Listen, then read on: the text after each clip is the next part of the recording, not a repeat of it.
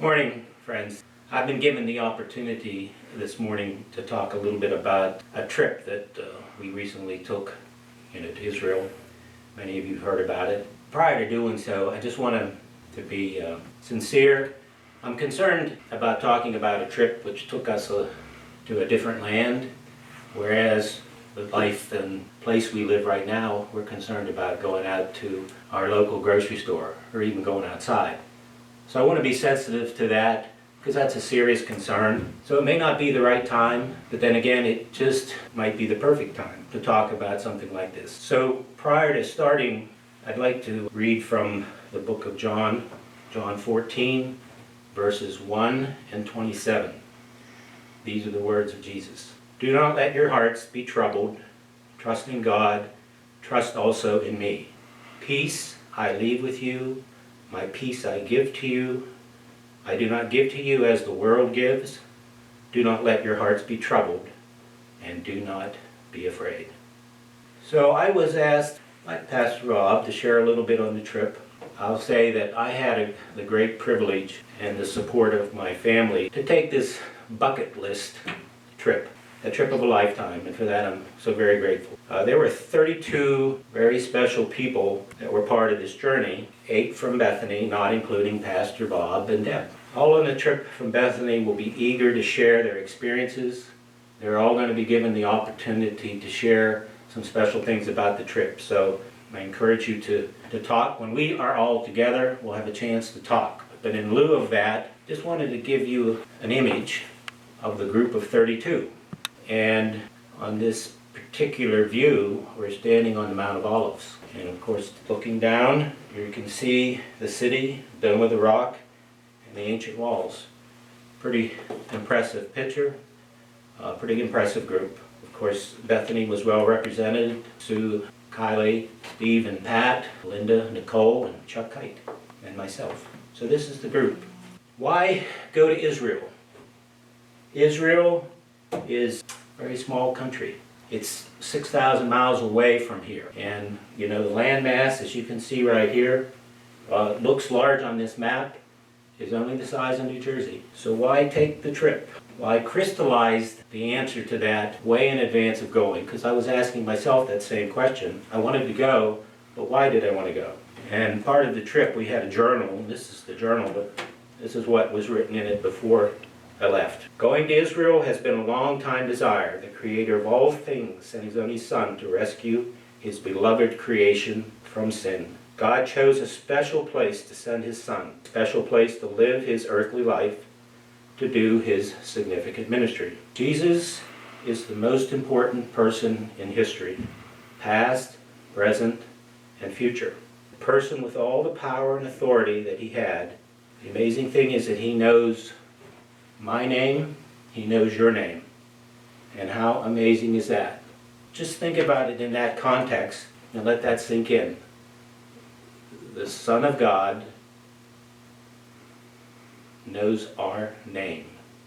And I just felt compelled that to go and walk and see the land where Jesus did His teaching, performed His miracles that changed us and the world forever, was an incredible opportunity. His words and deeds transformed lives then, and they transform lives today. Let's not forget that God chose Israel, this little land of all the places in the world. This is where He sent His Son to carry out His mission. So, God also went into a significant covenant relationship with the people in the land of Israel. And that covenant relationship is forever and would never be broken. You might not believe that Israel is a favored nation, but regardless of what you believe, the truth is that they are.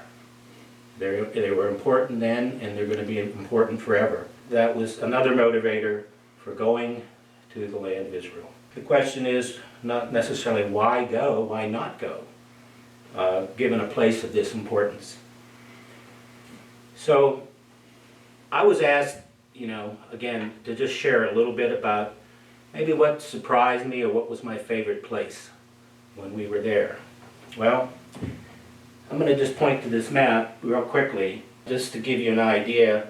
Here's the Dead Sea, and here's the Sea of Galilee.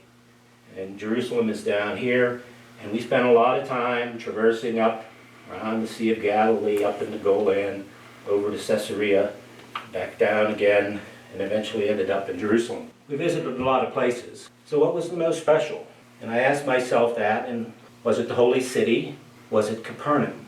Was it worshiping on the Sea of Galilee? Was it the Upper Room? Was it the Garden of Gethsemane? Was it Golgotha? Was it the Garden Tomb? Was it Caesarea, or the wilderness, or En-Gedi, or Qumran? Or was it just sitting on the southern steps outside the Holy City? Just sitting there and imagining the throngs coming up those steps into the city for Passover. Or maybe it was the Mount of Olives, or the area known as Armageddon. And maybe last but not least, maybe the baptism experience of the living waters in the Jordan River. Friends, if you can't tell by this ramble, the experiences that I and others felt about this place was just mind-blowing. We not only got to see, I'm going to take a step back. I would have been happy to see one of those things, but we got to see them all, plus much more. It's an amazing land, an amazing place, remarkable, and you'll have an opportunity to learn more. I think it's good to mention to you, Bethany has a ministry right now where we are getting online. You take a look in the Bethany News and you'll be able to see that we as a church are collectively watching a video. It's a video study called Right Now Media, actually giving you a bird's eye view of what we saw in person. And having watched some of the episodes, it's exactly right on. I'm going to end at this point and just by being clear on one thing. Taking a trip to Israel is great, and I hope you're inspired to go. You will be blessed. But if you can't go, for whatever reason, that's okay too.